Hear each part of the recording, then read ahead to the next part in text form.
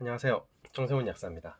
자, 오늘은 이제 항생제 냉장 보관에 대해서 얘기를 해보려고 합니다. 이제 아이를 데리고 소아과에 가셨던 분들은 한 번쯤은 받아보신 기억들이 있을 거예요. 이제 뿌옇게 혹은 뭐 어떤 색깔을 가지고 형태를 띈 그런 건조 시럽제들, 이제 물에 녹인 그런 제품들인데, 뭐 어떤 거는 냉장 보관을 해야 되고 어떤 거는 냉장 보관을 하면 안 된다고 하고, 네, 이런 차이점들이 있었어요. 그리고 또 어떤 분들은 이제 냉장 보관해야 되는 항생제인데 깜빡하고 냉장고에 넣지 않아서 이거를 먹여야 하나 다시 받아야 되나 어째야 하나 고민하셨던 분들 많이 계십니다. 자, 그러면은 이제 그 냉장 보관하는 항생제들 혹은 냉장 보관하지 않아야 하는 항생제들, 그런 것들을 이제 반대 상황에 이제 보관을 하게 되면 어떤 일이 생기는지 차근차근 알아보도록 하겠습니다. 자, 먼저 이제 표를 하나 넣었는데요. 이제 이쪽에는 성분명, 그래서 이제 각종 항생제들 성분명을 기재를 했고, 이제 실온에서의 안전성과 이제 냉장 보관에서의 안정성을 기재를 했습니다. 자, 무슨 말인지 모르겠죠? 차근차근 알아볼 거예요. 뒤에 다 나오는 내용입니다. 먼저 아목시실린과 클라블란산을 합친 계열입니다. 듀오 계열이라고 일단 했는데요. 자, 삐리리 듀오도 있고 삐리리 네오도 있어요. 근데 이거는 클라블란산과 아목시실린을 몇 대 몇으로 혼합을 했는지에 따라서 이제 붙는 이름이고요. 자, 회사는 여러 가지 있습니다. 근데 대체적으로 이제 뒤에 듀오가 들어가는 것들은 이제 같은 성분을 가진 그런 성분들이고요. 자, 그리고 네오가 들어가는 제품들은 또 네오끼리 같은 배합비를 가지고 있는 제품들입니다. 자, 이 듀오든 네오든 이 클라블란산과 아목시실린을 합한 항생제들은 어, 꼭 저온 보관을 하셔야 돼요. 온도에 꽤 취약합니다. 네, 다른 항생제들보다도 특히나 온도에 취약하고, 이제 처음에는 녹이면은 뭐 하얀색을 띠거나 아니면 약간 노란색을 띌 수 있어요. 네, 그랬던 것이 이제 상온 노출을 오래 하게 되면은 상대적으로 빠르게 더 노란빛을 띠게 되면서 이제 약효가 감소하게 됩니다.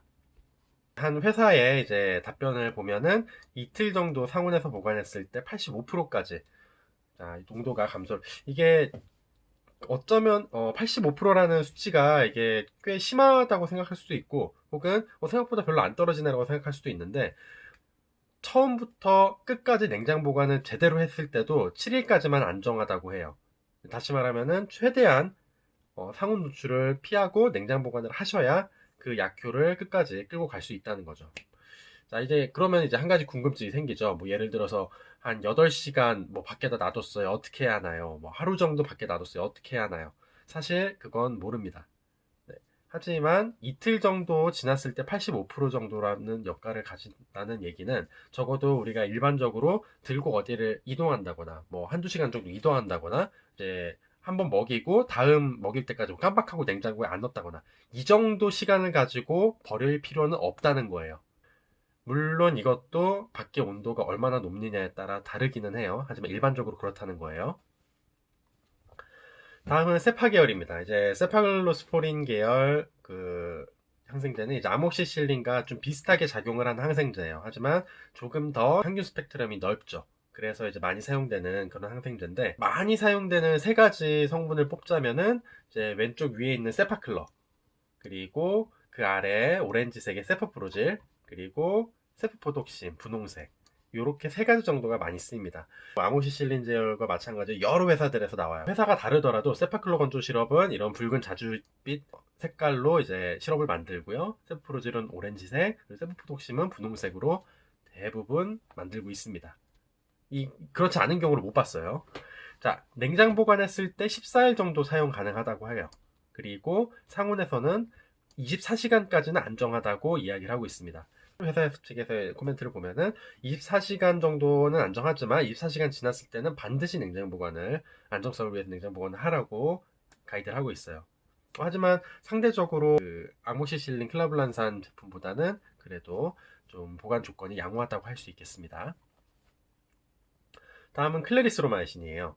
보통 이제 이런 세파 계열이나 아니면 아모시실린 계열이 잘 안 듣거나 했을 때, 혹은 아예 그런 것들이 듣지 않는 뭐 마이코플라스마 같은 이제 그런 균들에 감염이 됐을 때는 이제 이런 항생제를 사용을 해요.